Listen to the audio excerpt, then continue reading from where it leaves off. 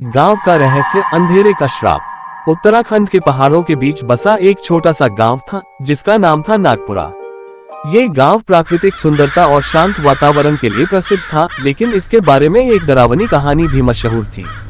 गांव के लोग इसे अंधेरे का श्राप कहते थे।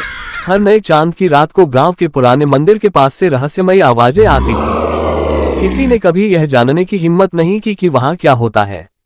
पुरानी मान्यता। गांव के बुजुर्गों के अनुसार ये श्राप सैकड़ों साल पुराना था। कहा जाता है कि नागपुरा में एक समय में एक तांत्रिक कालेश्वर रहता था। वह अमरता का वरदान पाने के लिए काले जादू का अभ्यास करता था। उसने गांव के देवता के मंदिर में बलि चढ़ाने की कोशिश की, लेकिन गांव वालों ने उसे रोक दिया। गुस्से में तांत्रिक ने गांव को श्राप दिया कि हर अमावस्या की रात उसके बुरे कर्मों की छाया गांव पर मंडराएगी। उसी रात वह तांत्रिक रहस्यमय तरीके से गायब हो गया। रहस्यमयी घटनाएं। श्राप के बाद से हर अमावस्या की रात गांव में अजीब घटनाएं होने लगी। कभी कभी लोगों के मवेशी गायब हो जाते तो कभी किसी का शरीर नीला पड़कर सुबह घर के पास मिलता।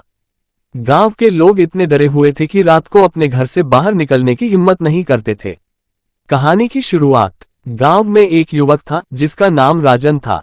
राजन पढ़ाई के लिए शहर गया था, लेकिन जब वह गांव लौटा तो उसने देखा कि पूरा गांव डर के साए में जी रहा है। वह इस डर को खत्म करने के लिए कुछ करने की ठान चुका था। राजन ने गांव के बुजुर्गों से तांत्रिक और श्राप की पूरी कहानी सुनी। उसने ये भी पता लगाया कि श्राप का केंद्र वही पुराना मंदिर था। उसने अपनी बहादुरी दिखाने के लिए यह फैसला किया कि वह अगली अमावस्या की रात मंदिर जाकर रहस्य की तह तक पहुंचेगा। अमावस्या की रात। अगली अमावस्या की रात राजन मंदिर की ओर बढ़ा। पूरा गांव चुप और अंधेरे में डूबा हुआ था। जैसे ही राजन मंदिर के पास पहुंचा, उसे हवा में अजीब सी गंध महसूस हुई। मंदिर की टूटी फूटी दीवारों पर अजीब आकृतियां बनी हुई थी। जैसे ही उसने अंदर कदम रखा, उसे एक ठंडी लहर अपने शरीर में दौड़ती हुई महसूस हुई।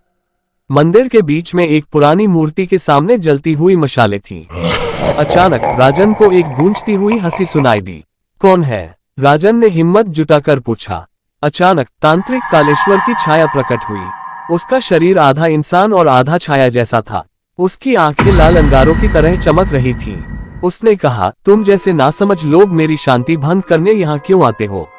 भय और लड़ाई। राजन ने जवाब दिया, मैं तुम्हारे इस श्राप को खत्म करने आया हूँ। गांव वालों को अब और नहीं डरना चाहिए। तांत्रिक जोर से हंसा और कहा, ये श्राप खत्म नहीं हो सकता। ये गांव मेरी कैद है और मैं इसकी आत्माओं को कभी मुक्त नहीं होने दूंगा।